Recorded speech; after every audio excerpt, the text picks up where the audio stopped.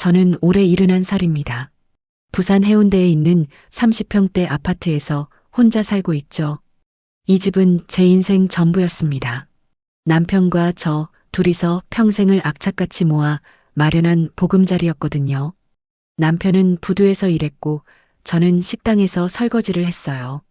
손이 트고 허리가 끊어질 것 같아도 참았습니다. 우리 자식들만큼은 제대로 키우고 싶었거든요. 그렇게 모은 돈으로 20년 전 이 아파트를 샀습니다. 지금은 12억이 넘는다고 하더군요. 믿기지 않았어요. 우리가 피땀 흘려번 돈으로 산 집이 이렇게 값이 올랐다니 말이죠. 하지만 남편은 5년 전에 세상을 떠났습니다. 갑작스러운 심근경색이었어요. 새벽에 화장실 가시더니 그대로 쓰러지셨죠. 구급차를 불렀지만 병원 가는 길에 숨이 끊어졌습니다. 장례식장에서 울다 지쳐 쓰러진 기억밖에 안 나요. 그때부터 저는 이 넓은 집에 혼자 남았습니다. 한 달에 받는 돈이라곤 국민연금 50만 원이 전부였어요. 남편 연금까지 합쳐도 그게 다였습니다. 관리비만 20만 원이 나가니 실제로 쓸 수 있는 돈은 30만 원 정도였죠. 전기세를 아껴야 했습니다. 여름에는 에어컨을 틀지 않았어요. 선풍기 하나로 버텼죠. 땀이 비 오듯 쏟아져도 참았습니다. 겨울에는 보일러를 최대한 약하게 틀었어요. 내복을 2겹씩 입고 이불 속에 웅크려 지냈습니다. 저녁 7시만 되면 불을 다 껐어요. 거실 전등도 방 전등도 모두 끄고 작은 스탠드 하나만 켜놓고 살았습니다. 텔레비전도 하루에 1~2시간만 봤죠. 핸드폰도 와이파이로만 썼습니다. 냉장고에는 김치랑 두부, 계란 정도만 있었어요. 고기는 명절 때나 먹었습니다. 생선도 마찬가지였죠. 마트 할인 시간에 가서 떨이 상품을 샀어요. 유통기한 하루 이틀 남은 것들이었지만 상관없었습니다. 어차피 혼자 먹을 거니까요. 옷도 몇 년째 똑같은 걸 입었습니다. 새 옷 살 돈이 아까웠거든요. 남편이 입던 잠바를 고쳐 입기도 했어요. 소매가 좀 길었지만 괜찮았습니다. 남편 냄새가 나는 것 같아서 오히려 좋았죠. 자식들한테는 손 벌리고 싶지 않았습니다. 저한테는 아들 하나, 딸 하나가 있어요. 둘 다 제대로 공부시켜서 대학까지 보냈습니다. 아들은 서울에 있는 대기업에 다니고 딸은 대학병원에서 간호사로 일하고 있죠. 둘 다 결혼도 잘했어요. 아들은 해운대 반성동의 34평 아파트에서 살았습니다. 손주가 둘 있었어요. 초등학교 다니는 남자애였죠. 며느리는 직장을 그만두고 육아에 전념한다고 했습니다. 아들 월급이 넉넉하니 가능한 일이겠죠. 딸은 김해에 아파트를 샀어요. 사위는 자동차 회사에 다녔습니다. 딸도 병원에서 일하니 맞벌이 부부였죠.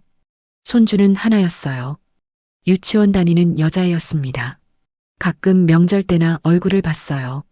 아들, 딸 모두 바쁘다고 했습니다. 저도 이해했어요. 요즘 젊은 사람들 사는 게 얼마나 힘든데요.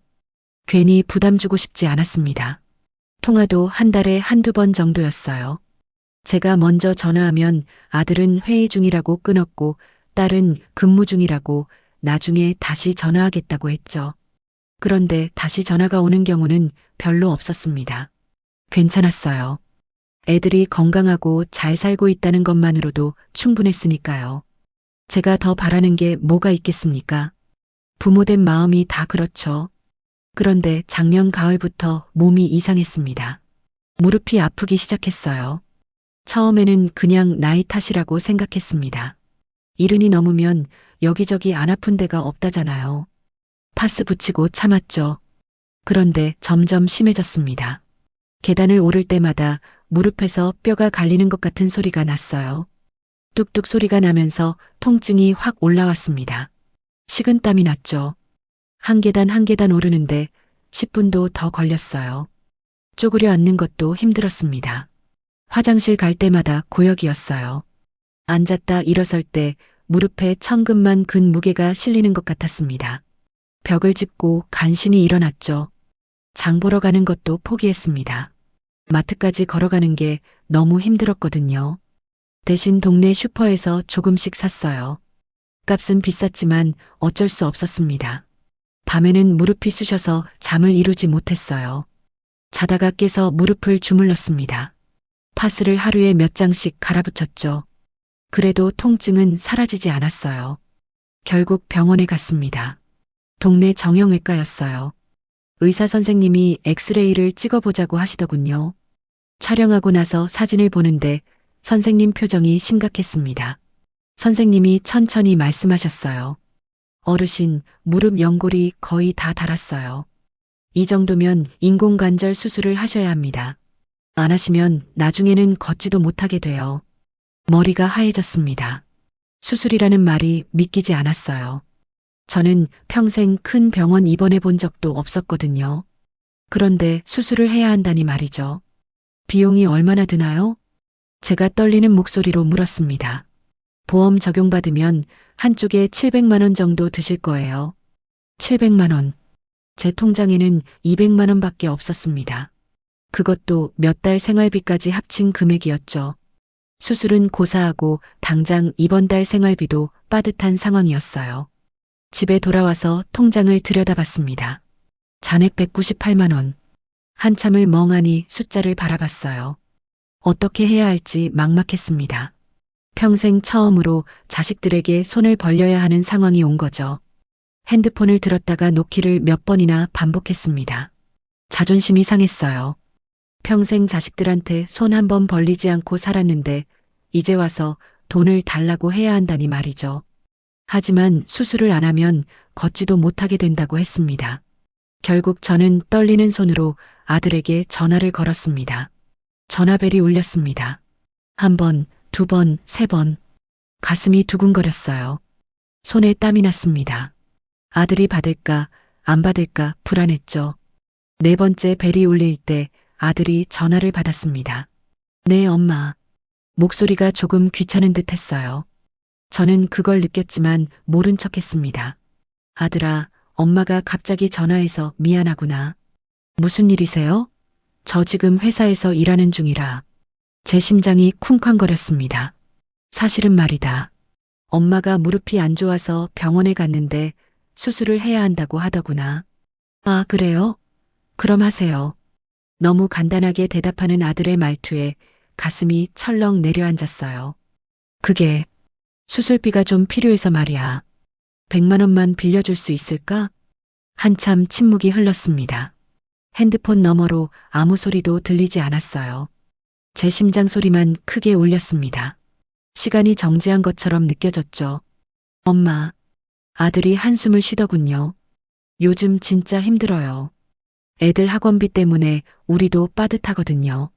그래도 아들아, 엄마가 지금 큰애가 영어 유치원 다니는데 한 달에 200만 원이 나가요. 200만 원이요. 그것도 유치원비만 그래요. 거기에 피아노, 미술, 태권도까지 하면 300만 원이 넘어요. 아들은 계속 말을 이었습니다. 며느리도 회사 그만두고 육아만 하니까 제 월급으로 5식구 먹여 살려야 해요. 대출 이자도 나가고요. 솔직히 저희도 여유가 없어요. 제 가슴이 먹먹해졌습니다. 그래도 아들아, 100만 원만. 엄마, 제가 여유 생기면 연락드릴게요. 일단 끊을게요. 회의에 들어가야 해서요. 뚝. 전화가 끊어졌습니다. 저는 한동안 핸드폰을 귀에 댄 채 멍하니 서 있었어요. 신호음만 길게 울렸습니다. 아들이 정말 전화를 끊어버린 게 믿기지 않았죠. 손이 떨렸습니다. 아들한테 거절당했다는 사실이 실감나지 않았어요. 제가 낳아서 키운 아들이 저한테 이렇게 차갑게 대할 수 있다는 게 믿기지 않았습니다. 하지만 아직 딸이 있었어요. 딸은 좀 다를 거라고 생각했습니다.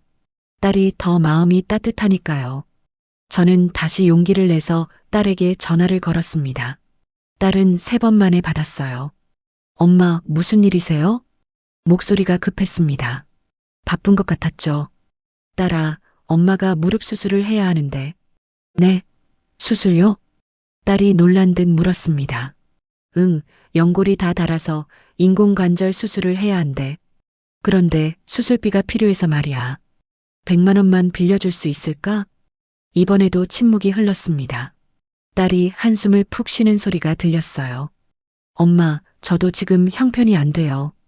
또 거절이었습니다. 시댁에서 사업한다고 돈을 빌려달래서 500만 원을 빌려줬거든요. 그것도 아직 못 받았어요. 그리고 저희도 애 학원비에 대출 이자에 다달이 나가는 돈이 얼마나 많은데요.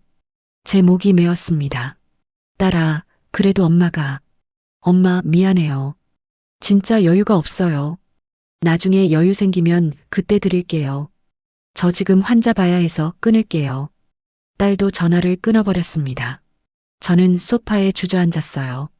다리에 힘이 풀렸습니다. 두 자식 모두한테 거절당했다는 사실이 믿기지 않았죠. 100만 원이었습니다. 고작 100만 원이었어요. 제가 두 자식을 키우는데 들인 돈이 얼마인데 말이죠. 대학 등록금만 해도 한 명당 몇 천만 원씩 들었습니다. 결혼할 때도 집 장만하는데 보태라고 목돈을 줬어요. 그런데 지금 제가 아파서 100만 원이 필요하다는데 안 된다고 했습니다. 눈물이 났어요. 참으려고 했지만 소용없었습니다. 눈물이 뺨을 타고 주르르 흘러내렸죠. 평생 자식들을 위해 살았는데 이렇게 버림받는구나 싶었어요. 며칠이 지났습니다. 저는 다시 용기를 내서 아들에게 전화했어요. 혹시 생각이 바뀌지 않았을까 싶어서요. 전화벨이 울렸지만 아들은 받지 않았습니다. 한 번, 두 번, 세 번. 계속 전화했지만 아들은 끝내 받지 않았어요. 문자를 보냈습니다. 아들아, 엄마야. 전화 좀 받아줄래? 답장이 없었습니다. 딸에게도 전화했어요. 딸도 받지 않았습니다. 문자를 보냈지만 읽은 표시만 떴을 뿐 답장은 오지 않았죠. 자식들이 저를 피하고 있었습니다. 일부러 전화를 안 받는 거였어요. 제가 돈 이야기를 할까봐 무서워서 피하는 거였죠. 가슴이 찢어지는 것 같았습니다. 일주일이 지났습니다. 무릎은 점점 더 아팠어요. 걷는 것도 힘들어서 집에만 있었습니다. 병원에서는 빨리 수술 날짜를 잡으라고 연락이 왔죠. 저는 걱정이 돼서 아들 집에 가보기로 했습니다. 택시를 타고 반송동 아들 집 아파트로 갔어요. 승강기를 타고 15층까지 올라갔습니다. 초인종을 눌렀죠. 며느리가 문을 열었습니다. 어머님? 며느리 얼굴에 당황한 기색이 역력했어요. 응, 아들 있니? 아, 회사에 있어요. 갑자기 왜 오셨어요? 연락도 안 하시고. 며느리는 문틈 사이로 저를 보면서 말했습니다. 집 안으로 들어오라는 말은 하지 않았어요. 아들한테 전화해도 안 받길래 그냥 왔다. 아, 요즘 회사 일이 바쁘대요. 어머님, 저희도 지금 좀 바빠서요. 나중에 연락드릴게요. 며느리가 문을 닫으려고 했습니다. 잠깐만, 며느리야. 엄마가 무릎 수술을 해야 하는데. 어머님, 저희도 형편이 안 된다고 아들이 말씀 안 드렸어요? 죄송하지만 저희는 도와드릴 수가 없어요. 며느리가 차갑게 말했습니다. 그리고 문을 닫아버렸어요. 제 코앞에서 쾅 소리와 함께 문이 닫혔습니다. 저는 멍하니 닫힌 문을 바라봤어요. 믿기지 않았습니다. 며느리가 저한테 이렇게 대할 수 있다는 게 말이죠. 집안에서 손주들이 떠드는 소리가 들렸어요. 텔레비전 소리도 들렸습니다. 저는 천천히 돌아섰습니다. 복도를 걸어 나오는데 다리가 후들거렸어요. 무릎도 아팠지만 마음이 더 아팠습니다. 집에 돌아와서 딸에게도 가보기로 했습니다. 다음 날 김해에 있는 딸 집으로 갔어요. 버스를 2번 갈아타고 1시간 반이나 걸렸습니다. 무릎이 아파서 중간에 쉬어가면서 겨우 도착했죠. 딸 집 현관문 앞에 섰습니다. 초인종을 누르기 전에 한참을 망설였어요. 혹시 딸도 며느리처럼 차갑게 대하면 어쩌나 싶었습니다. 용기를 내서 초인종을 눌렀습니다. 딸이 문을 열었어요. 엄마, 어떻게 여기까지? 딸도 놀란 표정이었습니다. 딸아, 전화해도 안 받길래 엄마가 왔다. 엄마, 저 지금 애 학원 데려다 줘야 해요. 시간이 없어요. 딸이 시계를 보면서 말했습니다. 조금만 이야기하자. 엄마 말씀드렸잖아요. 저희도 형편이 안 된다고요. 시댁에 빌려준 돈도 아직 못 받았고요. 정말 죄송하지만 도와드릴 수가 없어요. 딸이 서둘러 가방을 챙겼습니다. 엄마, 저 진짜 가봐야 해요. 애가 학원 늦으면 안 돼요. 딸이 저를 지나쳐 나갔습니다. 저는 그 자리에 그대로 서 있었어요. 딸이 엘리베이터를 타는 모습을 멍하니 바라봤습니다.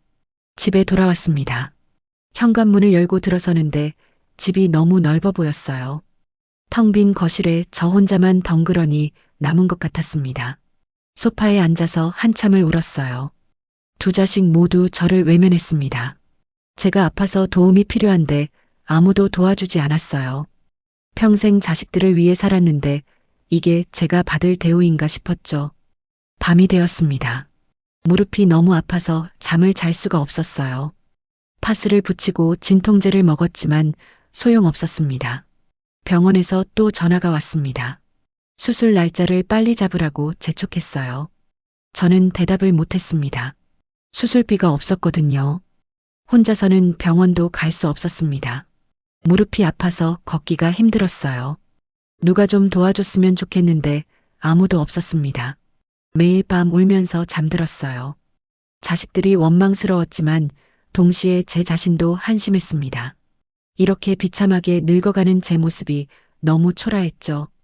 거울을 봤습니다. 주름투성이 얼굴에 눈은 퉁퉁 부어 있었어요.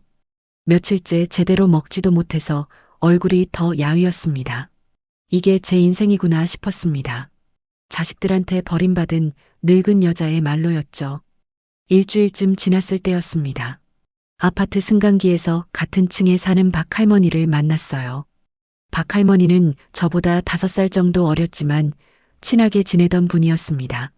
아이고, 김 선생님. 요새 안 보이시더니 어디 편찮으셨어요? 박 할머니가 걱정스러운 얼굴로 물었습니다. 무릎이 좀 안 좋아서 집에만 있었어요. 그러셨구나. 근데 김 선생님, 아드님 차 바꾸셨더라고요? 제 귀가 번쩍 뜨였습니다. 네, 차요? 그럼요. 지난주에 아드님 댁앞 지나가다가 봤는데 새 외제차가 서 있더라고요. 번호판 보니까 아드님 차 맞던데요. 벤츠더라고요. 까만색 세단이었어요. 가슴이 철렁 내려앉았습니다. 벤츠요? 네, 그것도 새 차예요. 번호판이 새 차 번호판이더라고요. 아드님 잘 되시나 봐요. 부럽네요. 박 할머니는 환하게 웃으면서 말했습니다. 저는 대답을 못했어요. 머릿속이 하얘졌습니다. 아들이 차를 바꿨다고요? 그것도 벤츠를요? 집으로 돌아와서 핸드폰을 켰습니다. 손이 떨렸어요. 아들 연락처를 눌러서 SNS를 찾아 들어갔습니다. 평소에는 잘 안 봤는데 오늘은 꼭 확인해야 할 것 같았죠. 아들의 SNS 화면이 떴습니다. 가장 최근 게시물이 보였어요. 사진이었습니다. 까만색 벤츠가 찍혀 있었죠. 번호판도 보였습니다. 새 차 번호판이 맞았어요. 글이 적혀 있었습니다. 드디어 장만했습니다. E클래스? 내 인생 첫 수입차. 가족들 태우고 드라이브 가야지. 댓글이 수십 개 달려 있었어요. 와, 축하해. 부럽다. 역시 대기업은 다르구나. 형님 승승장구하시네요. 제 손이 부들부들 떨렸습니다. 아들이 수입차를 샀다고요. 벤츠 E클래스면 얼마나 비싼 차인지 몰라요. 최소한 몇 천만 원은 할 겁니다. 그런데 저한테는 100만 원이 없다고 했습니다. 제 가슴이 쿵쿵거렸어요. 숨이 막혔습니다. 손가락으로 화면을 내렸습니다. 다른 게시물들도 봤죠. 며느리가 찍은 사진들이었습니다.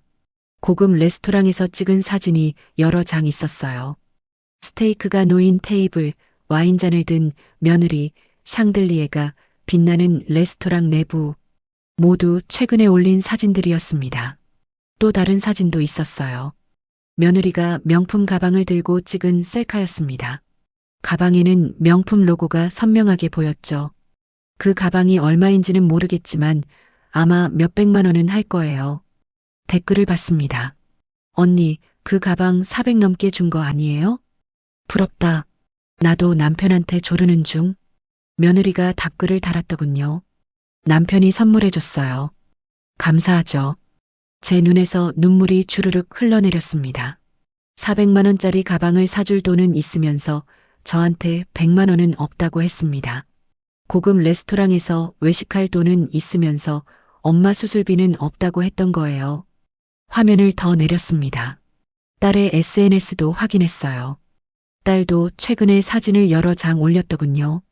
제주도 사진이었습니다. 푸른 바다를 배경으로 찍은 가족 사진, 호텔 수영장에서 노는 손주 사진, 고급 호텔 뷔페 음식 사진들이 줄줄이 올라와 있었어요. 날짜를 봤습니다. 지난주였어요. 바로 제가 딸한테 전화했을 때쯤이었습니다. 딸이 저한테 시댁에 돈 빌려줘서 형편이 안 된다고 했을 때 말이죠. 그런데 제주도 여행을 가고 있었던 겁니다. 사진 속 호텔 이름이 보였어요. 신라 호텔이었습니다. 제주도에서 제일 비싼 호텔 중 하나라는 걸 알고 있었어요. 딸이 쓴 글을 읽었습니다. 오랜만에 힐링 여행. 역시 신라 호텔은 최고예요. 애들도 너무 좋아해요. 제 손에 쥔 핸드폰이 떨렸습니다. 딸이 저한테 거짓말을 한 겁니다. 돈이 없다고 시댁에 빌려줘서 형편이 안 된다고 했는데 신라 호텔에서 여행을 즐기고 있었던 거예요. 제 머릿속이 복잡했습니다. 두 자식 모두 저한테 거짓말을 했습니다. 돈이 없다고 형편이 빠듯하다고 했지만 사실은 수입차를 사고 명품 가방을 사고 제주도 여행을 다니고 있었던 거죠. 그런데 저한테는 100만 원이 없다고 했습니다. 제 무릎 수술비는 못 내주겠다고 했어요. 엄마가 아파서 도움이 필요한데 외면했던 겁니다. 소파에 주저앉았습니다. 눈물이 멈추지 않았어요. 배신감이 밀려왔습니다. 제가 낳아서 키운 자식들이 저한테 이럴 수 있다는 게 믿기지 않았죠. 며칠이 지났습니다. 병원에서 또 전화가 왔어요. 수술 날짜를 빨리 잡으라는 독촉이었습니다. 저는 더 이상 미룰 수가 없었어요. 이웃 박 할머니한테 부탁했습니다. 할머니, 제가 수술을 해야 하는데 돈이 좀 부족해서요. 혹시 200만 원만 빌려주실 수 있을까요? 꼭 갚을게요. 박 할머니가 흔쾌히 빌려주셨어요. 그러세요. 어려울 때 서로 돕고 사는 거지. 언제든 갚으셔도 돼요. 고마웠습니다. 남인 박 할머니가 저를 도와주는데 제 자식들은 외면했다는 사실이 더 서러웠죠. 병원에 가서 수술 날짜를 잡았습니다. 2주 뒤 목요일이었어요. 의사 선생님이 입원은 하루 전에 하면 된다고 말씀하셨습니다. 집에 돌아와서 아들에게 전화를 걸었습니다. 한참 만에 아들이 받았어요. 네, 엄마. 목소리가 여전히 차갑게 느껴졌습니다. 아들아, 엄마가 수술 날짜를 잡았다. 2주 뒤 목요일인데 그날 병원에 같이 가줄 수 있을까? 목요일이요? 아들이 잠시 생각하는 것 같았어요. 아, 그날은 안 될 것 같은데요. 제 가슴이 철렁했습니다. 왜? 무슨 일 있니? 저희 그날 제주도 가기로 했거든요. 벌써 예약 다 해놨어요. 비행기 표도 끊었고요. 아들이 태연하게 말했습니다. 제 입에서 말이 나오지 않았어요. 아들이 뭐라고 했죠? 제주도 여행을 간다고요? 그럼 날짜를 바꾸시면 안 돼요? 저희가 이 여행 몇 달 전부터 준비한 거거든요. 애들도 너무 기대하고 있고요. 아들은 제게 수술 날짜를 바꾸라고 했습니다. 자기들 여행 일정이 더 중요하니까 엄마 수술은 다음으로 미루라는 거였어요. 아들아, 엄마가 지금 무릎이 너무 아파서. 엄마, 제가 뭐 어떻게 할 수가 없잖아요. 이미 다 예약한 걸 취소하면 위약금도 내야 하고요. 그리고 애들한테 약속했는데 어떻게 안 간다고 해요. 아들의 말투에는 미안한 기색이 전혀 없었습니다. 그럼 아들아, 수술 날짜를 바꾸기가 어려운데. 엄마, 병원이랑 상의해서 날짜 좀 바꿔보세요. 저희는 진짜 그날은 안 돼요. 끊을게요. 뚝. 또 전화가 끊어졌습니다. 저는 핸드폰을 들고 멍하니 앉아 있었어요. 아들이 한 말이 귓가에 맴돌았습니다. 제주도 여행이 엄마 수술보다 중요하다고 했습니다. 가족여행 일정을 취소할 수 없으니 엄마가 수술 날짜를 바꾸라고 했어요. 엄마가 얼마나 아픈지, 얼마나 힘든지는 전혀 중요하지 않았던 겁니다. 제 눈에서 또 눈물이 흘러내렸습니다. 이제야 알았어요. 제 자식들이 저를 어떻게 생각하는지 말이죠. 저는 그냥 귀찮은 존재였습니다. 돈 달라고 하는 늙은 엄마일 뿐이었어요. 밤이 깊었습니다. 잠을 잘 수가 없었어요. 천장을 바라보면서 생각했습니다. 제 인생이 이렇게 비참하게 끝나는 건가 싶었죠. 자식들은 수입차를 사고 명품 가방을 사고 제주도 여행을 다니면서도 엄마한테는 100만 원도 아까워했습니다. 엄마 수술보다 가족여행이 더 중요했어요.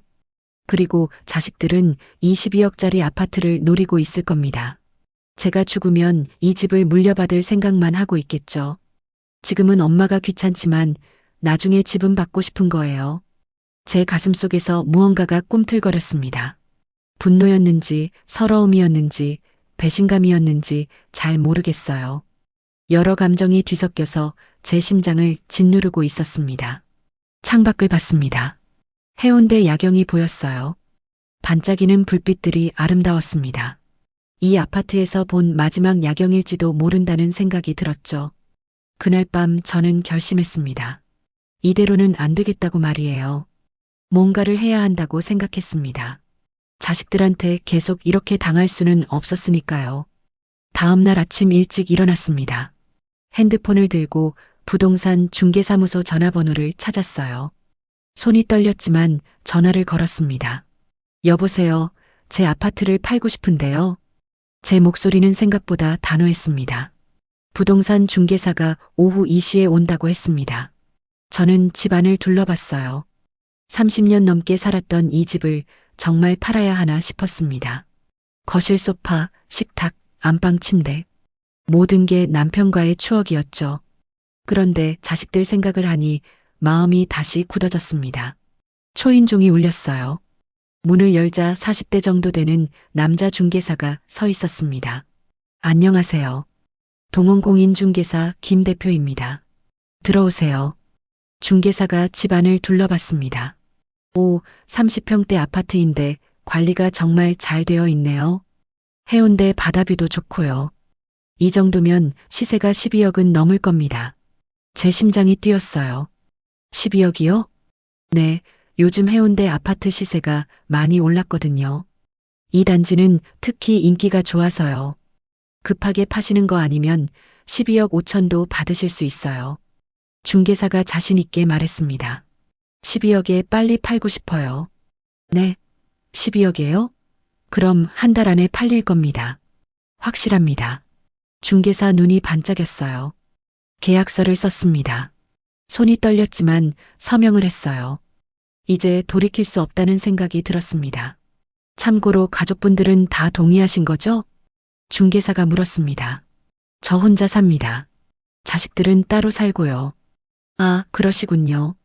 그럼 문제 없겠네요. 중개사가 서류를 챙겨서 나갔습니다. 문이 닫히자 제 다리에 힘이 풀렸어요. 소파에 주저앉았습니다. 정말로 집을 내놓았다는 사실이 실감났죠. 그날 밤 박 할머니 도움으로 병원에 입원했습니다. 수술은 다음 날 아침 일찍이었어요. 마취 주사를 맞고 눈을 감았습니다. 자식들 얼굴이 떠올랐지만 이내 의식이 사라졌죠. 깨어났을 때는 병실이었습니다. 무릎에 붕대가 감겨 있었어요. 통증이 있었지만 참을만 했습니다. 간호사가 들어와서 상태를 확인했죠. 수술 잘 되셨어요. 보호자분은요? 혼자 왔어요. 간호사 얼굴에 안타까운 표정이 스쳤습니다. 가족분들 연락 안 되세요? 아들, 딸이 있긴 한데 바빠서요. 거짓말이었지만 사실을 말하고 싶지 않았어요. 일주일 입원했습니다. 그 일주일 동안 아들도 딸도 한 번 오지 않았어요. 전화도 안 했습니다. 제가 수술했다는 사실조차 모르겠죠. 박 할머니만 매일 면회를 왔습니다. 김 선생님, 자식들이 너무하네요. 엄마가 수술했는데 얼굴도 안 비치고. 박 할머니가 화를 냈어요. 괜찮아요. 바쁜가 봐요. 제가 웃으며 말했지만 속으로는 울고 있었습니다. 퇴원하던 날 중개사한테 전화가 왔습니다. 사모님, 벌써 계약자가 나타났어요. 12억에 바로 사겠답니다. 현금 보유자라서 대출 문제도 없고요. 그래요? 그럼 계약 진행하세요. 제가 차분하게 대답했어요. 확실하세요? 한 번 더 생각해 보시는 게. 아니요, 바로 하세요. 제 목소리는 단호했습니다. 며칠 후 계약을 했습니다. 중개사무소에서 매수자를 만났어요. 40대 부부였습니다. 아이가 둘 있다고 했죠. 집 상태가 정말 좋네요. 감사합니다. 매수자 부인이 환하게 웃었습니다. 계약서에 도장을 찍었어요. 손도장을 찍는 순간 남편 얼굴이 떠올랐습니다. 여보, 미안해요. 우리가 평생 모은 집을 이렇게 팔아버려서요. 하지만 이게 맞는 것 같았어요. 집으로 돌아왔습니다. 계약금 1억 2천만 원이 통장에 들어왔어요. 잔금은 한 달 뒤에 받기로 했습니다. 그날부터 짐을 정리하기 시작했습니다. 옷장을 열었어요. 남편 옷이 아직 그대로 걸려 있었습니다. 한 벌 한 벌 꺼내면서 눈물이 났죠. 여보, 우리 이 집에서 행복했죠? 자식들 키우느라 고생했지만 그래도 행복했잖아요. 남편 양복 소매를 쓰다듬었습니다. 서랍장을 열었어요. 남편과 찍은 사진들이 나왔습니다. 젊었을 때 사진, 아이들 어렸을 때 가족 사진, 결혼 25주년 기념 사진. 모두 이 집에서 찍은 것들이었죠. 사진을 한 장 한 장 보면서 울었어요. 여보, 우리가 이렇게 열심히 살았는데 자식들은 우리를 이렇게 대하네요. 당신이라면 뭐라고 했을까요? 남편 사진을 가슴에 안았습니다. 부엌도 정리했어요. 남편이 좋아하던 그릇들이 있었습니다. 결혼 초에 같이 산 냄비, 남편이 생일 선물로 사준 접시들. 모두 추억이었죠. 거실장을 열었습니다. 아들, 딸 어렸을 때 상장들이 나왔어요. 초등학교 그림 대회 상장, 중학교 백일장 상장, 고등학교 모범상. 자랑스러웠던 기억들이었습니다. 이렇게 예쁘게 키웠는데 말이야. 상장들을 쓰다듬으면서 중얼거렸어요. 안방 침대에 앉았습니다. 이 침대에서 남편과 얼마나 많은 이야기를 나눴는지 몰라요. 자식들 걱정, 돈 걱정, 미래 걱정, 모든 걱정을 함께 나눴던 침대였죠. 여보, 내가 지금 제대로 하고 있는 거 맞죠? 침대 모서리를 만지면서 물었습니다. 대답은 없었지만 마음속에서 남편 목소리가 들리는 것 같았어요. 당신이 옳다고 생각하는 대로 해. 나는 당신 편이야. 일주일이 지났습니다. 짐을 거의 다 정리했어요. 필요한 것만 남기고 나머지는 정리했습니다. 기부할 것은 기부하고 버릴 것은 버렸죠. 중개사한테서 전화가 왔습니다. 사모님, 잔금일이 이틀 앞으로 다가왔습니다. 준비하셔야 해요. 알겠습니다. 새로 가실 곳은 정하셨어요? 네, 경주로 갈 겁니다. 경주요? 멀리 가시네요. 중개사가 놀란 듯 말했습니다. 조용한 곳에서 살고 싶어서요. 사실 자식들 눈에 띄지 않는 곳으로 가고 싶었어요. 잔금일이 되었습니다. 은행에서 돈을 받았어요. 계약금 빼고 10억 8천만 원이 통장에 들어왔습니다. 평생 처음 보는 큰 돈이었죠. 통장을 보면서 생각했어요. 이 돈으로 뭘 하지? 자식들한테는 한 푼도 안 줄 겁니다. 제가 쓰고 싶은 대로 쓸 거예요. 집을 나왔습니다. 마지막으로 집 안을 둘러봤어요. 빈 거실, 빈 안방, 빈 주방. 모든 게 텅 비어 있었습니다. 현관문 손잡이를 잡았습니다. 안녕, 우리 집. 행복했어? 작게 인사하고 문을 닫았어요. 복도를 걸어 나왔습니다. 뒤돌아보지 않았어요. 돌아보면 눈물이 날 것 같았거든요. 박할머니 집에 가서 인사했습니다. 할머니, 그동안 신세 많이 졌어요. 빌려주신 돈도 갚아요. 200만 원을 봉투에 넣어드렸습니다. 어머, 김 선생님. 어디 가시게요? 경주로 갈 거예요. 거기서 새로 시작하려고요. 자식들한테는 말씀하셨어요? 아니요, 말 안 했어요. 박할머니 얼굴이 놀라움으로 가득했습니다. 그래도 가족인데. 할머니, 저한테는 이제 가족이 없어요. 제 남은 인생은 제가 살 겁니다. 제 목소리는 담담했어요. 택시를 타고 은행에 갔습니다. 통장을 정리하고 새 통장을 만들었어요. 핸드폰도 해지하고 새 번호를 받았습니다. 아들, 딸 번호는 저장하지 않았죠. 집에 돌아와서 남편 영정사진 앞에 앉았습니다. 사진 속 남편이 웃고 있었어요. 환하게 웃는 얼굴이었습니다. 여보, 미안해요. 눈물이 또 흘러내렸어요. 우리가 평생 모은 집을 팔았어요. 자식들한테 물려주지 않았어요. 당신이 보면 화낼까요? 남편 사진을 쓰다듬었습니다. 하지만 이게 맞는 것 같아요. 우리 자식들은 이 집만 노리고 있었어요. 엄마가 아파도 외면했어요. 그런 자식들한테 이 집을 줄 순 없었어요. 제 목소리가 떨렸습니다. 여보, 제가 잘하고 있는 거죠? 당신도 제 편이죠? 사진 속 남편은 계속 웃고 있었어요. 그 미소가 제게 힘을 줬습니다. 남편도 제 결정을 응원하고 있다고 느껴졌죠. 여보, 이제 저는 경주로 가서 새로 시작할 거예요. 자식들 눈치 안 보고 제 인생 살 거예요. 거기서 또 만나요. 영정사진에 입을 맞췄습니다. 다음 날 아침 일찍 집을 나섰습니다. 짐은 많지 않았어요. 큰 가방 2개가 전부였습니다. 나머지는 다 부산역으로 가는 버스를 탔어요. 창밖으로 해운대 아파트들이 보였습니다. 30년 넘게 살았던 동네였죠. 이제 다시는 돌아오지 않을 것 같았어요. 버스가 출발했습니다. 해운대가 점점 멀어졌어요. 제 과거도 함께 멀어지는 것 같았습니다. 경주로 가는 기차를 탔습니다. 창밖 풍경을 보면서 생각했어요. 이제 새로운 인생이 시작되는 거라고 말이죠. 자식들은 아직 아무것도 모를 겁니다. 엄마가 집을 팔았다는 것도 경주로 떠났다는 것도 모르겠죠. 나중에 알게 되면 깜짝 놀라겠지만 그때는 이미 늦을 겁니다. 기차가 경주역에 도착했습니다. 플랫폼에 내려서 깊이 숨을 들이마셨어요. 공기가 부산과 달랐습니다. 더 맑고 깨끗한 것 같았죠. 자, 이제 시작이야. 제 자신에게 말했습니다. 경주역에서 택시를 탔습니다. 어디로 모실까요? 기사님이 물었어요. 부동산 중개사무소로 가주세요. 황남동 쪽으로요. 미리 알아본 곳이었습니다. 택시가 경주 시내를 지나갔어요. 창밖으로 고즈넉한 기와집들이 보였습니다. 부산과는 완전히 다른 풍경이었죠. 부동산에 도착했습니다. 50대 정도 되는 여자 사장님이 반갑게 맞아줬어요. 어서 오세요. 전화 주신 분이시죠? 단층 집 알아보신다고. 네, 맞아요. 마당 있는 한옥으로 보고 싶어요. 예산은 어느 정도 생각하세요? 5억 정도요. 사장님 눈이 커졌습니다. 5억이요? 그럼 정말 좋은 집 보여드릴 수 있어요.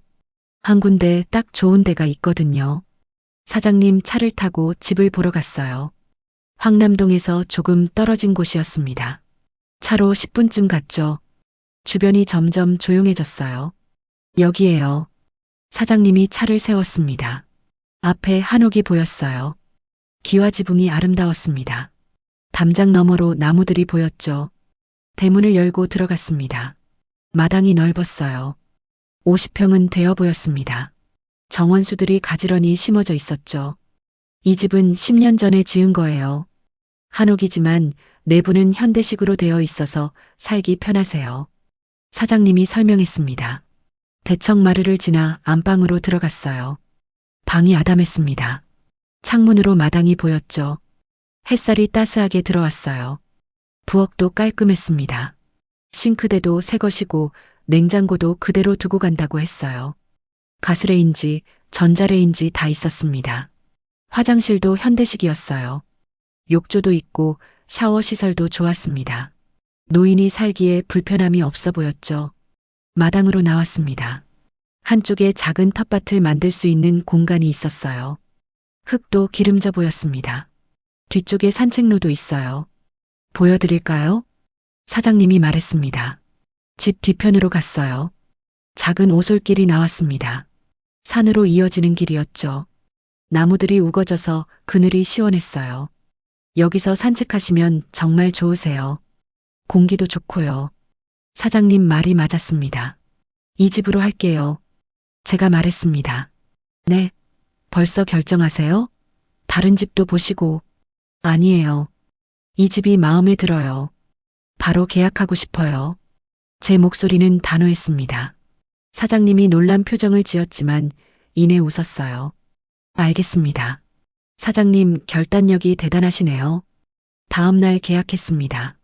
5억을 한 번에 치렀어요. 대출도 필요 없었습니다. 집주인이 깜짝 놀랐죠. 현금으로 한 번에 다 치르시는 분은 처음이에요. 집주인이 신기하다는 듯 말했습니다. 일주일 후 이사를 했습니다. 짐이 별로 없어서 간단했어요. 가구는 집에 있는 걸 그대로 쓰기로 했습니다. 옷가지랑 생활용품만 가져왔죠. 새 집에 들어섰습니다. 대청마루에 앉아서 마당을 바라봤어요. 바람이 불어왔습니다. 나무 잎사귀들이 살랑거렸죠. 평화로웠습니다. 부산 아파트에서는 느껴본 적 없는 고요함이었어요.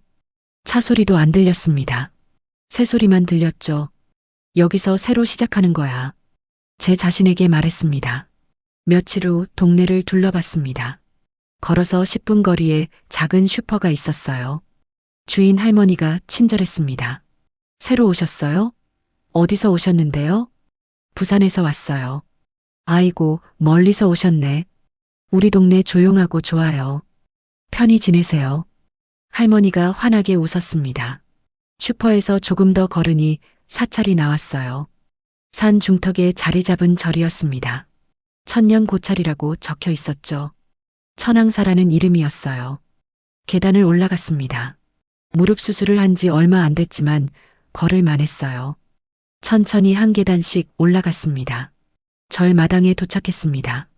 대웅전이 보였어요. 고즈넉하고 아름다웠습니다. 향 냄새가 났죠. 스님 한 분이 나오셨어요. 60대 정도 되어 보이는 스님이었습니다. 보살님, 처음 보는 얼굴이신데요. 네, 이 동네에 이사 왔어요. 그러셨군요.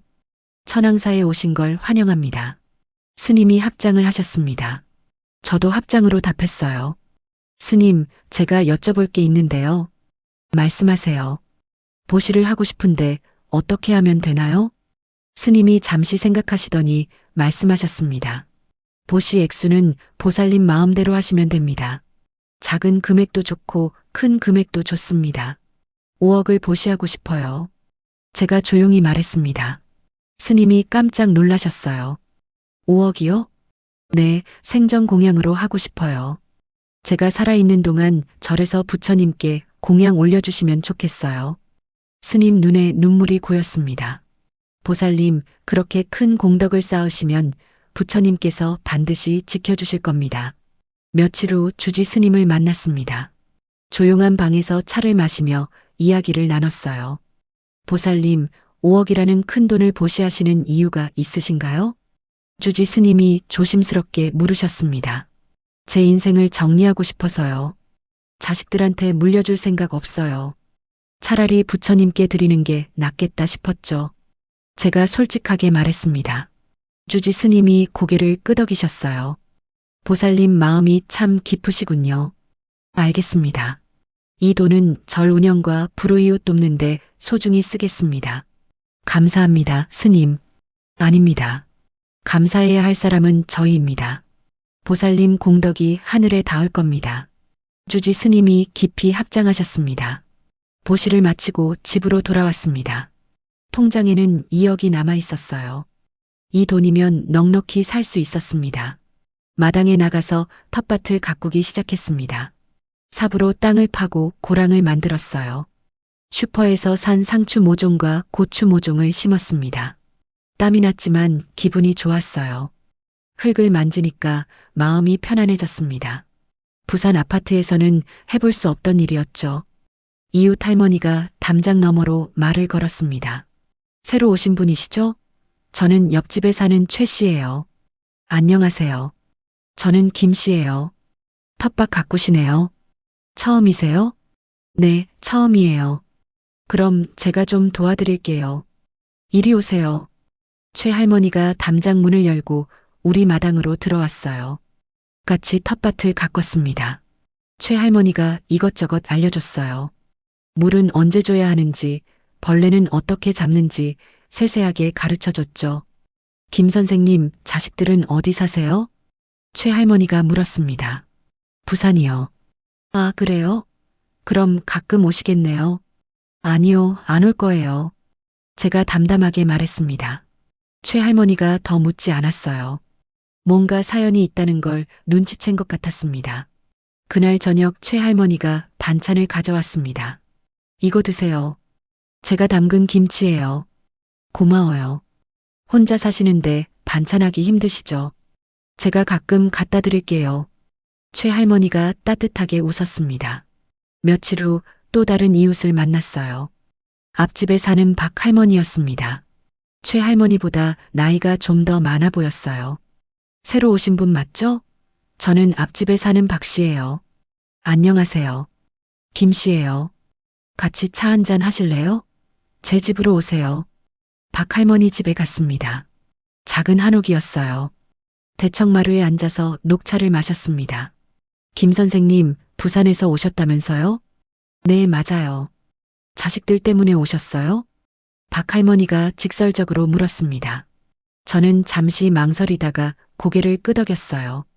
네, 비슷해요. 다들 그래요. 여기 혼자 사는 할머니들 대부분 자식 때문에 온 거예요. 저도 마찬가지고요. 박 할머니가 쓸쓸하게 웃었습니다. 그래도 여기는 좋아요. 자식들 눈치 안 보고 살 수 있잖아요. 맞아요. 제가 공감했습니다. 그날부터 새 할머니가 자주 만났어요. 최 할머니 집에서 차를 마시기도 하고 박 할머니 집에서 점심을 먹기도 했습니다. 제 집에서 모이기도 했죠. 이야기를 나눴습니다. 자식 이야기, 남편 이야기, 젊었을 때 이야기. 서로의 인생을 나눴어요. 김 선생님은 자식들한테 연락해요? 최 할머니가 물었습니다. 아니요, 전화번호도 바꿨어요. 잘했어요. 저도 그렇게 할 걸 그랬나 봐요. 가끔 전화 와서 돈 달라고 하거든요. 최 할머니가 한숨을 쉬었습니다. 한 달이 지났습니다. 텃밭에 상추가 자랐어요. 파릇파릇한 잎이 예뻤습니다. 고추도 꽃을 피웠죠. 매일 아침 텃밭에 물을 줬습니다. 저녁에는 산책로를 걸었어요. 뒷산 오솔길을 천천히 걸으면 마음이 편안해졌습니다. 일주일에 한 번은 사찰에 갔습니다. 스님들과 차를 마시며 이야기를 나눴어요. 법문도 들었습니다. 보살님, 요즘 안색이 참 좋으시네요. 주지 스님이 말씀하셨습니다. 네, 여기 와서 마음이 편해졌어요. 그래 보입니다. 번뇌에서 벗어나셨군요. 주지 스님이 미소 지으셨습니다. 저녁에는 이웃 할머니들과 모였습니다. 제 집 대청마루에서 수박을 먹었어요. 달고 시원했습니다. 우리 다음 주에 온천 갈까요? 박 할머니가 제안했습니다. 좋아요. 가요. 최 할머니가 찬성했습니다. 저도 갈래요. 제가 웃으며 말했습니다. 부산에서는 이렇게 편하게 웃어본 적이 없었어요. 자식들 눈치 보느라 웃을 수도 없었죠. 밤에 마당에 나가서 하늘을 봤습니다. 별이 쏟아질 듯 많았어요. 부산에서는 볼 수 없던 풍경이었습니다. 여보, 잘 지내고 있어요. 걱정 마세요. 하늘을 보며 남편한테 말했습니다. 바람이 불어왔어요. 나무 잎사귀가 바스락거렸습니다. 남편이 대답하는 것 같았죠. 저는 이제 행복해요. 처음으로 제 인생을 사는 것 같아요. 별을 보며 웃었습니다. 자식들은 아직 아무것도 모를 겁니다. 엄마가 어디 있는지, 뭘 하고 있는지 관심도 없겠죠. 하지만 괜찮았어요. 이제는 상관없었습니다. 저는 제 삶을 찾았으니까요. 경주에서의 석 달이 흘렀습니다. 텃밭에는 상추가 무성하게 자랐고 고추도 빨갛게 익어가고 있었어요. 매일 아침 물을 주고 저녁에는 산책을 하며 지냈습니다. 마음이 편했어요. 아들도 딸도 생각나지 않았습니다. 자식들 걱정 없이 사니까 이렇게 편할 수가 없었죠. 그런데 어느 날 오후였습니다. 대문을 두드리는 소리가 났어요. 텃밭에서 일하고 있던 저는 손을 털고 대문으로 갔습니다. 누구세요? 김 선생님, 저예요. 최예요. 최 할머니 목소리였습니다. 문을 열었어요.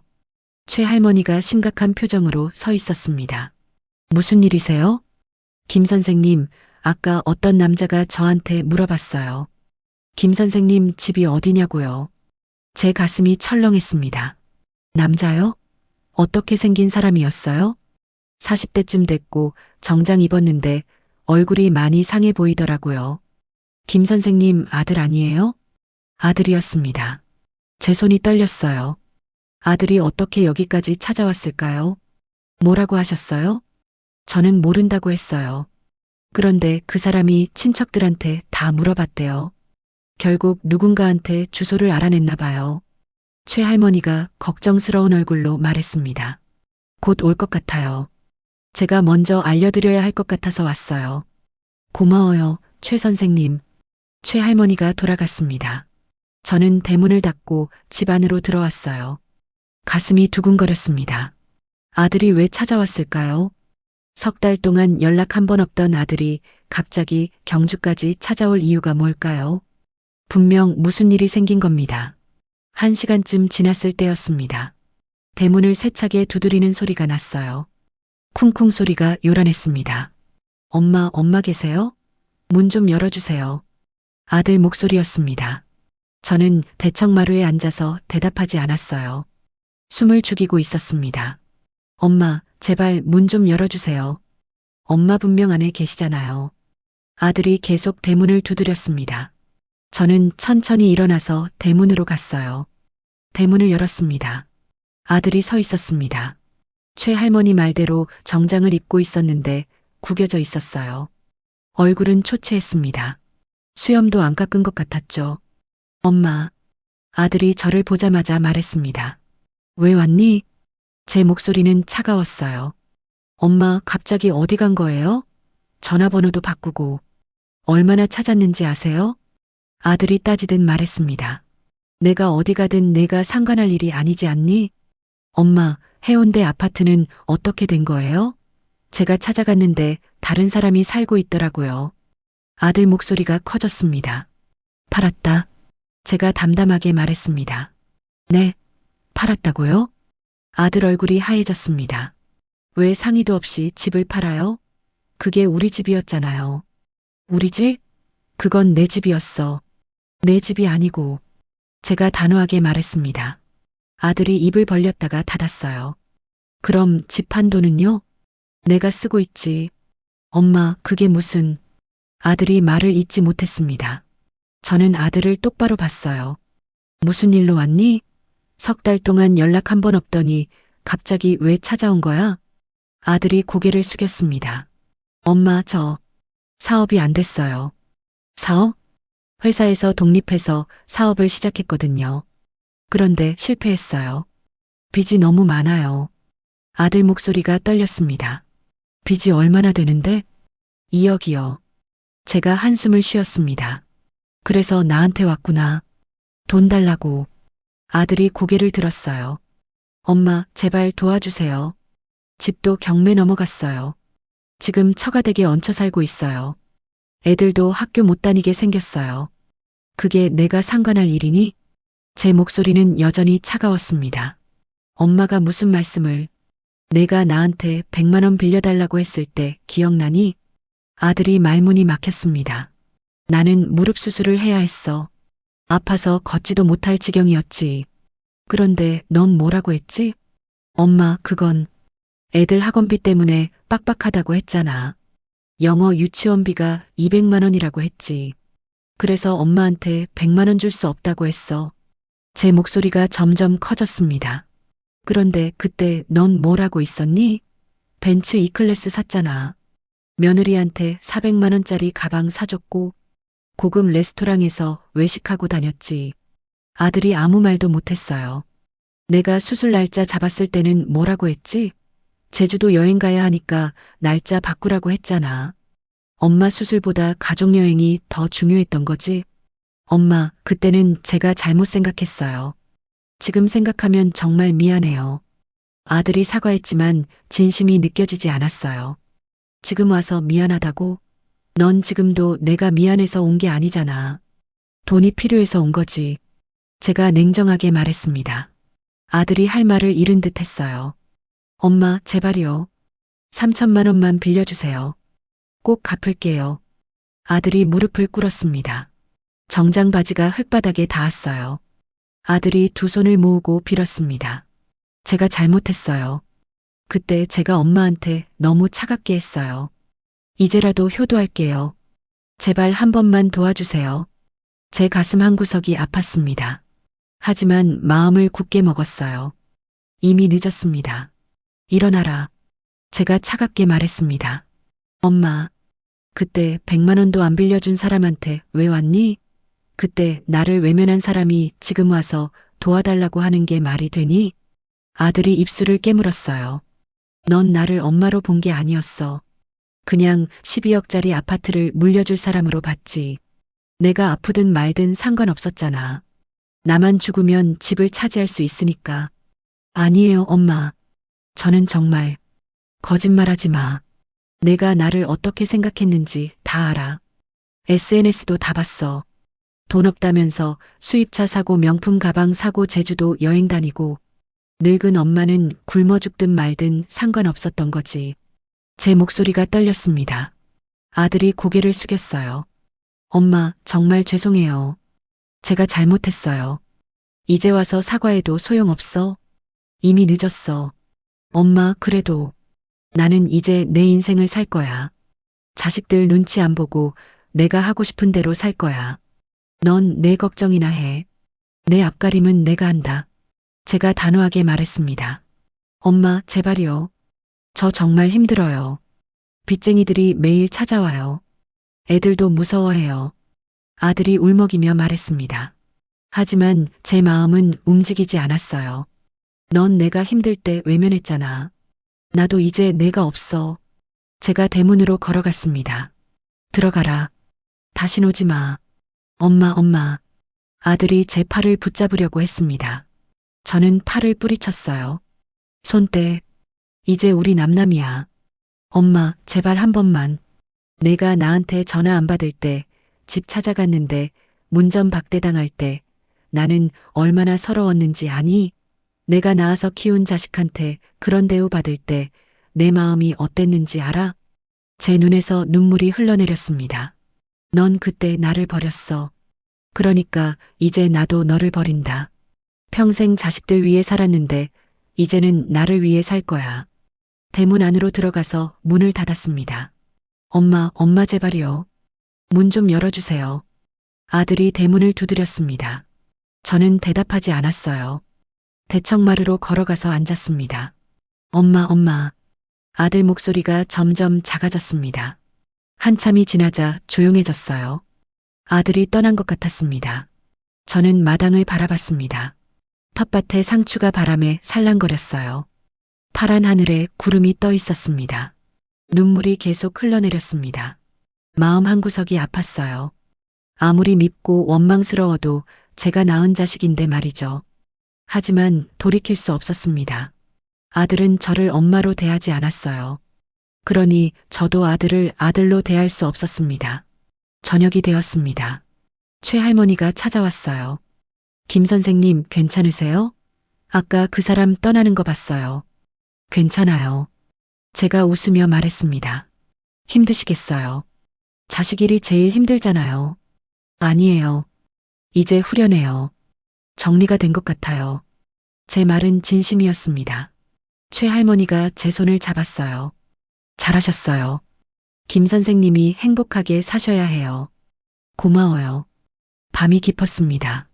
마당에 나가서 하늘을 봤어요. 별이 반짝이고 있었습니다. 여보, 제가 잘한 거죠? 하늘을 보며 남편한테 물었습니다. 바람이 불어왔어요. 나무 잎사귀가 흔들렸습니다. 남편이 대답하는 것 같았죠. 네, 잘했어요. 제 마음속에서 남편 목소리가 들렸습니다. 이제 당신 인생 사세요. 자식들 걱정 말고 행복하게 사세요. 제가 웃었습니다. 별을 보면서 깊이 숨을 들이마셨어요. 공기가 맑고 시원했습니다. 네, 이제 제 인생을 살게요. 하늘을 향해 말했습니다. 마음이 한결 가벼워졌어요. 아들을 돌려보낸 게 후회되지 않았습니다. 오히려 시원했죠. 이제 진짜로 자유로워진 것 같았습니다. 자식들에게서 완전히 벗어난 거예요. 집 안으로 들어왔습니다. 침대에 누워서 눈을 감았어요. 마음이 편안했습니다. 내일 아침에는 텃밭에 물을 주고 산책을 가야겠다고 생각했습니다. 그렇게 하루하루 제 인생을 살아가면 된다고 생각했죠. 잠이 들었습니다. 오랜만에 악몽 없이 편안한 잠을 잤어요. 다음 날 아침 일찍 일어났습니다. 창문을 열자 새소리가 들렸어요. 싱그러운 공기가 방 안으로 들어왔습니다. 대문 앞을 봤어요. 아들이 대문 옆에 앉아 있었습니다. 밤새 거기 있었던 것 같았어요. 정장이 구겨지고 머리가 헝클어져 있었죠. 문을 열지 않았습니다. 텃밭으로 나가서 물을 줬어요. 상추가 파릇파릇했습니다. 고추도 빨갛게 익어가고 있었죠. 엄마 계세요? 대문 너머로 아들 목소리가 들렸습니다. 저는 대답하지 않았어요. 묵묵히 텃밭 일을 계속했습니다. 1시간쯤 지났을 때 아들이 떠났습니다. 발소리가 멀어지는 게 들렸어요. 담장 너머로 아들의 뒷모습이 보였습니다. 어깨가 축 처져 있었어요. 가슴 한구석이 찡했지만 돌아서지 않았습니다. 이미 결정한 일이었으니까요. 그날 오후에도 아들이 왔습니다. 대문을 두드리며 불렀지만 저는 집 안에만 있었어요. 나가지 않았습니다. 사흘째 되던 날이었습니다. 아침 일찍 대문 두드리는 소리가 났어요. 아들이었습니다. 엄마, 저 이제 돌아갈게요. 마지막으로 한마디만 할게요.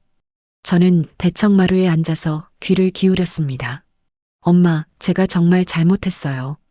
용서해 주세요. 평생 후회하면서 살게요.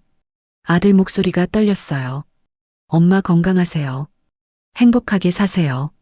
발소리가 멀어졌습니다. 이번에는 정말로 떠나는 것 같았어요. 다시는 오지 않을 것 같았죠. 창문 너머로 아들을 봤습니다. 터덜터덜 걸어가는 뒷모습이었어요. 한때는 제 자랑이었던 아들이었는데 말이죠. 하지만 돌이킬 수 없었습니다. 아들은 제가 필요할 때 외면했어요. 이제 저도 아들을 보낼 때가 된 겁니다. 며칠이 지났습니다. 아들은 정말로 다시 오지 않았어요. 전화도 오지 않았습니다. 딸에게서도 연락이 없었습니다. 아마 아들한테 소식을 들었겠죠. 엄마가 집 팔고 경주로 갔다는 걸 말이에요. 저는 일상으로 돌아갔습니다. 매일 아침 일찍 일어나서 텃밭에 나갔어요. 물을 주고 잡초를 뽑았습니다. 상추가 무럭무럭 자랐어요. 한 바구니 따서 최 할머니와 박 할머니한테 나눠줬습니다. 김 선생님, 이거 직접 키운 거예요? 싱싱하네요. 최 할머니가 좋아했습니다. 같이 나눠 먹어야죠. 제가 웃으며 말했어요. 새 할머니가 모여서 상추쌈을 먹었습니다. 제 집 대청마루에서 밥상을 차렸어요. 된장찌개에 상추쌈, 고추장. 소박했지만 맛있었습니다. 김 선생님, 자식 일은 정리됐어요? 박 할머니가 조심스럽게 물었습니다.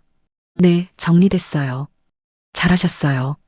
우리도 이제 우리 인생 살아야죠. 최 할머니가 고개를 끄덕였습니다. 점심 먹고 함께 산책을 나갔어요.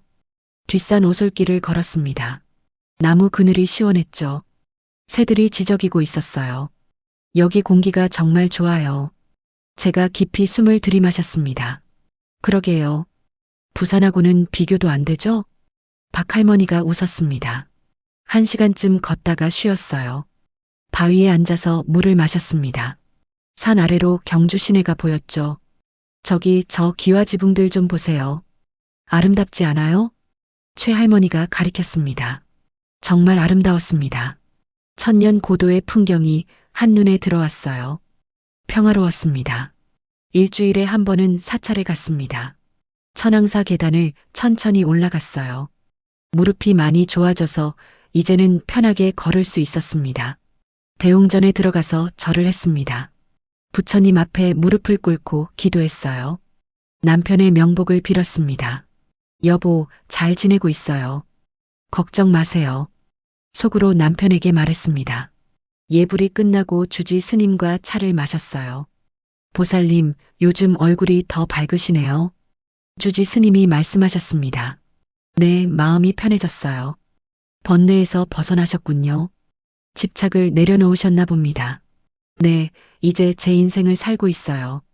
제가 웃으며 대답했습니다. 훌륭하십니다. 그게 진정한 자유입니다. 주지 스님이 합장하셨어요. 사찰을 내려오면서 생각했습니다. 정말로 자유로워졌구나 하고요. 자식들에게서 벗어나니 이렇게 가벼울 수가 없었습니다. 한 달이 더 지났습니다. 텃밭에 토마토도 심었어요. 오이도 심었습니다. 매일 자라는 걸 보면서 뿌듯했죠. 수확한 채소로 이웃들과 나눠 먹었습니다. 김 선생님 덕분에 반찬 걱정 없어요. 최 할머니가 고마워했습니다. 제가 더 고마워요. 같이 있어 주셔서요. 제가 진심으로 말했어요. 어느 날 저녁이었습니다. 마당에서 별을 보고 있는데 문득 손주들 생각이 났어요. 초등학생 손자들, 유치원 다니는 손녀. 아이들 얼굴이 떠올랐습니다. 가슴이 찡했어요. 손주들은 잘못이 없었으니까요. 하지만 어쩔 수 없었습니다. 그 아이들도 크면 알겠지. 할머니가 왜 이랬는지 말이야. 혼잣말을 했습니다. 눈물이 조금 났지만 금방 닦았어요. 슬퍼할 이유가 없었습니다. 가을이 왔습니다. 마당에 낙엽이 떨어졌어요. 단풍이 아름다웠습니다. 최 할머니, 박 할머니와 함께 온천 여행을 갔습니다. 1박 2일로 다녀왔는데 정말 즐거웠어요. 온천에 몸을 담그니 피로가 싹 풀렸습니다. 김 선생님, 다음에는 제주도 갈까요? 박 할머니가 제안했습니다. 좋아요. 가요. 제가 웃으며 대답했습니다. 부산에서는 여행 한번 제대로 못 가봤어요. 돈도 아까웠고 자식들 눈치도 보였으니까요. 이제는 달랐습니다. 제 돈으로 제가 가고 싶은 곳에 갈 수 있었어요. 누구 눈치도 볼 필요 없었습니다. 집으로 돌아왔습니다. 대청마루에 앉아서 마당을 바라봤어요. 낙엽이 바람에 흩날렸습니다. 평화로웠습니다. 이런 게 행복이구나 싶었어요. 거창한 게 아니었습니다. 그냥 조용히 하루하루 사는 게 행복이었죠. 어느 날 오후였습니다. 거울을 보게 됐어요. 오랜만에 제 얼굴을 찬찬히 봤습니다. 주름이 있었지만 표정이 밝았어요. 부산 아파트에서 봤던 제 얼굴과 달랐습니다. 그때는 늘 우울하고 지쳐 보였거든요. 지금은 환하게 웃고 있었습니다. 이게 내 진짜 얼굴이구나. 거울 속 제 모습에게 말했습니다. 옷도 새로 샀어요. 예쁜 한복을 맞췄습니다. 분홍색 저고리에 남색 치마였죠. 오랜만에 제 자신을 가꿨어요. 김 선생님, 한복 정말 잘 어울려요. 최 할머니가 칭찬했습니다. 그죠? 저도 마음에 들어요. 제가 웃었습니다. 머리도 미용실에 가서 다듬었어요. 파마도 했습니다. 거울을 보니 10년은 젊어 보였죠. 저녁 무렵이었습니다. 대청마루에 앉아서 차를 마셨어요. 따뜻한 녹차가 목을 타고 넘어갔습니다. 마당에 석양이 내려앉았어요. 황금빛 햇살이 나무에 반사돼서 반짝였습니다. 아름다웠죠. 문득 생각했습니다. 복수가 뭔지 말이에요. 자식들한테 복수하고 싶었던 게 맞았습니다. 하지만 복수는 멀리 있지 않았어요. 제 인생을 되찾는 게 복수였습니다. 자식들 눈치 보지 않고 제가 하고 싶은 대로 사는 게 복수였죠. 행복하게 사는 게 가장 완벽한 복수였습니다. 맞아, 이게 복수야. 혼잣말을 했습니다. 아들은 지금 빚에 시달리고 있을 거예요. 딸도 시댁 문제로 힘들 겁니다. 하지만 그건 제 문제가 아니었어요. 저는 이렇게 평화롭게 살고 있으니까요. 12억짜리 아파트를 물려받지 못해서 자식들은 분해할 겁니다. 하지만 그게 제가 원했던 거였어요. 자식들이 후회하게 만드는 것. 그게 제 복수였습니다. 밤이 되었습니다. 마당에 나가서 하늘을 봤어요. 별이 쏟아질 듯 많았습니다. 여보, 저 이제 행복해요. 하늘을 향해 말했습니다. 자식들 때문에 힘들었지만 이제는 괜찮아요. 저 제 인생 찾았어요. 바람이 불어왔어요. 나무가 살랑거렸습니다. 남편이 대답하는 것 같았죠. 잘했어. 당신이 행복하면 나도 행복해. 남편 목소리가 들리는 것 같았습니다. 눈물이 났지만 슬픈 눈물이 아니었어요. 기쁜 눈물이었습니다. 여보, 고마워요. 당신이 있어서 여기까지 올 수 있었어요. 하늘의 별을 보며 말했습니다. 별이 반짝였어요. 남편이 웃고 있는 것 같았습니다. 집 안으로 들어왔습니다. 침대에 누워서 눈을 감았어요. 내일은 또 어떤 하루가 펼쳐질까 기대됐습니다. 텃밭에 물을 주고 산책을 가고 이웃 할머니들과 차를 마시겠죠. 사찰에도 가고요. 그렇게 하루하루 제 인생을 살아가면 됩니다. 자식들 걱정 없이 오롯이 제 자신만을 위해 사는 거예요. 이게 진짜 행복이었습니다. 71년을 살아오면서 처음으로 느끼는 행복이었죠. 자유로웠습니다. 미소가 지어졌어요. 이제 시작이야. 내 인생의 시작. 작게 속삭였습니다. 창밖으로 달빛이 들어왔어요. 은은하게 방을 비췄습니다. 평화로운 밤이었죠. 제 인생에서 가장 평화로운 밤이었습니다. 눈을 감았습니다. 편안한 잠이 찾아왔어요. 악몽도 없고 걱정도 없는 깊은 잠이었습니다. 이제 저는 자유였습니다. 자식들로부터, 과거로부터, 모든 것으로부터 자유로웠어요. 그리고 행복했습니다. 진심으로 행복했죠. 복수는 멀리 있지 않았습니다. 제 인생을 되찾는 게 가장 완벽한 복수였어요. 저는 그걸 해냈습니다. 그렇게 저의 새로운 인생이 시작됐습니다.